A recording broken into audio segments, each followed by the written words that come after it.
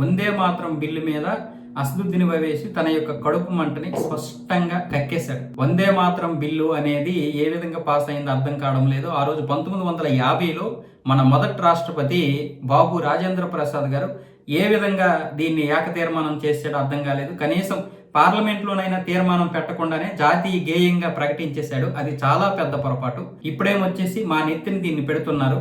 ఇది ఆర్టికల్ 25, 26, 29 ప్రకారం మత స్వేచ్ఛకు అలాగే మత స్వేచ్ఛతో పాటు సాంస్కృతిక హక్కులు స్పష్టంగా ఉల్లంఘిస్తుందని చెప్తుందని ఇప్పుడు మీడియా ముందు చెప్తున్నాడు. అంటే ఇది ఒక దైవారాధన, ఒక దైవానికి సంబంధించినటువంటి ఆరాధనకు సంబంధించినటువంటి గేయం తప్ప ఇది అందరిది కాదు. జనగణమన అయితే దేశంలో ఉన్నటువంటి ప్రతి ఒక్కరిని సూచిస్తుంది, కానీ వందే మాత్రం అలా కాదు అని చెప్తున్నాడు. అంటే ఇక్కడ వందే మాత్రం అయినా సరే, జనగణమనగైనా సరే, ఇంకేదైనా సరే, ఏదైనా సరే ఇది వద్దు అనడానికి ఇక్కడ ఎవరికీ లేదు. ఇది ప్రజాస్వామ్య దేశం అని అంటున్నారు, కానీ ఏ విధంగా ప్రజాస్వామ్య దేశం? ఇది ప్రజాస్వామ్య దేశమే, కానీ హిందువులు అధికంగా ఉన్నటువంటి హిందువులు ఏదైతే చెప్తారో అదే చేయాలి. అదే ఆర్టికల్లో కొన్ని ఉన్నాయి కదా. రాజ్యాంగం చెప్తున్నది ఏంటి? ఈ దేశం 3 ముక్కలయ్యింది. 2 ముక్కలు ముస్లింలకు ఇచ్చేశారు, తూర్పు పాకిస్తాన్, పశ్చిమ పాకిస్తాన్. ఆ తర్వాత కొట్టుకొని బంగ్లాదేశ్ అయింది, అది వేరే విషయం, మనకు సంబంధం లేదు. కాకపోతే మనం వాళ్ళకి సపోర్ట్ చేసాం బంగ్లాదేశీలకి. కానీ వాళ్ళకి ఒక 2 ముక్కలు అయిపోయిన తర్వాత ఒక ముక్క మనకు మిగిలినప్పుడు మనం ఏం చేయాలి? మనకు నచ్చినట్టుగా మనం పరిపాలించుకోవాలి.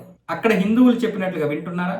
వాళ్ళు ఇస్లామిక్ కంట్రీ అని చెప్పేశారు. ఇక్కడ ఉన్నటువంటి కుహనా మేధవులు, కొంతమంది పాకీరాజు లాంటి వెధవులు దీనికి సపోర్ట్ చేయకుండా ఇష్టం వచ్చినట్లు మాట్లాడుతున్నారు. కానీ ఇక్కడ పాకిస్తాన్లో ఏం జరుగుతుంది, బంగ్లాదేశ్లో ఏం జరుగుతుంది, హిందువులు చెప్పినట్లుగా వింటున్నారు. అక్కడ మళ్ళీ ప్రజాస్వామ్య దేశాలు అంటున్నారు, కానీ అవి ఇస్లామిక్ కంట్రీస్ అని వాళ్ళు ప్రకటించుకున్నారు. మరి మన దేశానికి ఏంటి నొప్పి? మనం ఇక్కడ హిందువులు, ఇప్పుడిప్పుడే మనకి వాయిస్ వస్తుంది.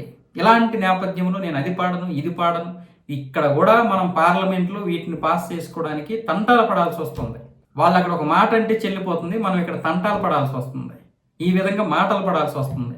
అసదుద్దీన్ ఓవైసీ ఎవరండి? వద్దనడానికి ఎవరు? ఆయన ఎంపీ అయితే అవ్వచ్చు, కానీ ఈ వందే మాత్రం వద్దు, జనగణమన వద్దు, భారత్ మాతకి జై అనము, జై హింద్ అనము అనకపోతే వెళ్ళిపోండి. మీకు ఒక 2 ముక్కలు ఇచ్చారు కదా, మీకు వెళ్ళే హక్కు ఉంది కదా, మీరు వెళ్ళిపోవచ్చు.